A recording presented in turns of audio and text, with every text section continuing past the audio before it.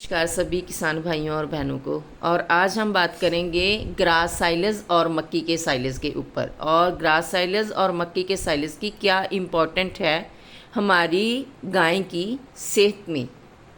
नमस्कार सभी को।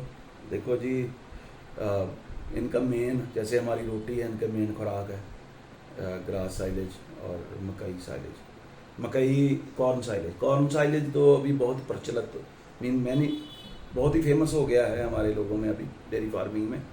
लेकिन जहाँ वो फेमस हो रहा है कुछ हम भूलते जा रहे हैं कि वो एनर्जी का स्रोत है। हमें प्रोटीन वाला भी कोई चारा चाहिए साथ में, और जो पूरा साल चल सके। कुछ फार्मर तो खिलाते हैं ग्रास तीन तीन महीने। हम चाहते हैं कि इसकी भी रेवोल्यूशन हो। एक तो आपकी खेतों की इनकम बढ़ेगी, दूसरा आपका साइलेज से आपका लोड कम होगा, तीसरा आप जहाँ ठेके में जहाँ ज़मीन महंगी भी मिलती है वहाँ भी आपको पड़ते में हो जाएगी। तो ये अगर ग्रास साइलेज हम डालते हैं तो ये बहुत ही इम्पोर्टेंट है। यानी हे, जैसे पहले 2 कार्टन का हे नहीं बनता है तो आप ग्रास साइलेज बना सकते हैं। तो ये ग्रास साइलेज है उसके बारे में ये इम्पोर्टेंस है कि उसमें प्रोटीन बहुत है। और ये अगर मकई का साइलेज हम बनाते ही हैं गर्मियों में, ये दोनों मिलके बैलेंस फॉडर बन जाता है। और जब बैलेंस फॉडर हो जाएगा तो आपकी फीड कम हो जाएगी, आपके प्रॉफिट बढ़ेंगे। तो इसकी ये इम्पोर्टेंस है। मैं चाहता हूँ कि सारा पंजाब ग्रास साइलेज भी बनाएं, और उसके बाद पूरा इंडिया ही, पंजाब ही क्यों, पूरा इंडिया ही बनाएं। पहले ग्रास साइलेज फिर मकई का साइलेज उन्हीं खेतों में बनाएं। तो कहीं ना कहीं उनकी इनकम बढ़ेगी और वो ज़्यादा सक्सेसफुल भी रहेगा।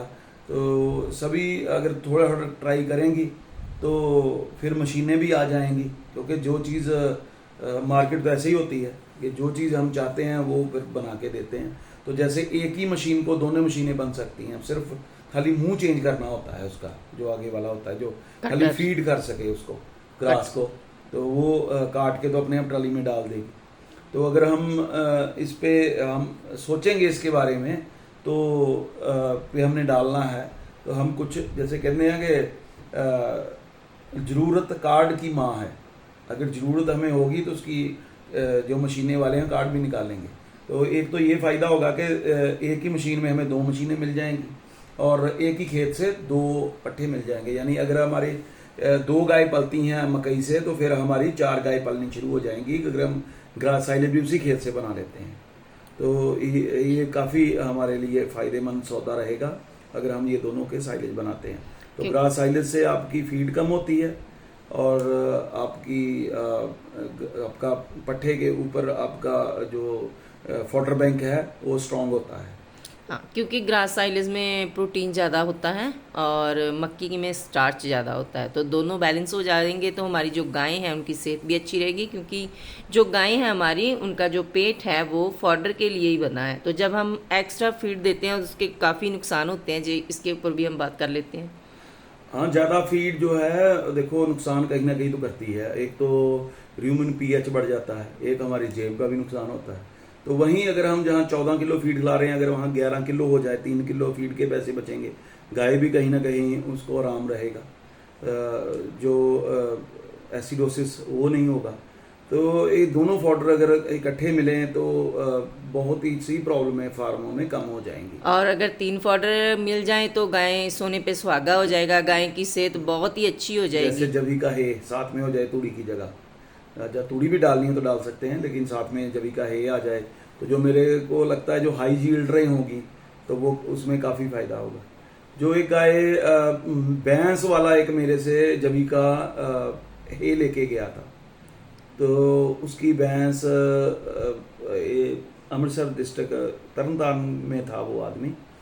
तो उसने उसको बच्चा देने से पहले हे खिलाया था जवी का। तो काफ़ी मैंने उसको हेल्प किया था, और उसकी भैंस जो थी फर्स्ट आई थी जो ये हरियाणा में मेला हुआ था नीली रावी में। तो वो बहुत खुश था। तो मैंने उसके रिजल्ट भी देखे हैं। अगर हम ये बनाते हैं और उनको देते हैं ट्रांजिशन पीरियड में, तो गाय बहुत हेल्दी रहती है और वो आगे परफॉर्म बहुत ही बढ़िया करती है। तो हमें थोड़ा फॉडरों पे थोड़ा और काम करने की ज़रूरत है। तो ये भी वही है कि एक कट लो जवी का, हे बनाओ, और उसके बाद मकई लगा दो। पहले दूसरे खेतों में ग्रास साइलेज बनाओ, फिर मकई ला दो। मतलब हमारे पास काफ़ी ऑप्शन है। तो अगर हम इस पे जाएंगे तो काफ़ी ऑप्शन खुलेंगे हमारे लिए, और हमारा दूध का कम रेट होने की बजाय की वजह से भी हमारे प्रॉफिट बढ़ा ही रहेगा, कम नहीं होगा, क्योंकि 70% तो हमारा खर्चा जो डेयरी फार्मिंग खर्चा होता है वो फीड पे ही आता है, मींस खिलाने मिलाने में। तो अगर वो हमारे खेतों से ही आ जाएगा तो जो कॉन्सेंट्रेट कम होगा, तो दोनों हाथ से फ़ायदा है।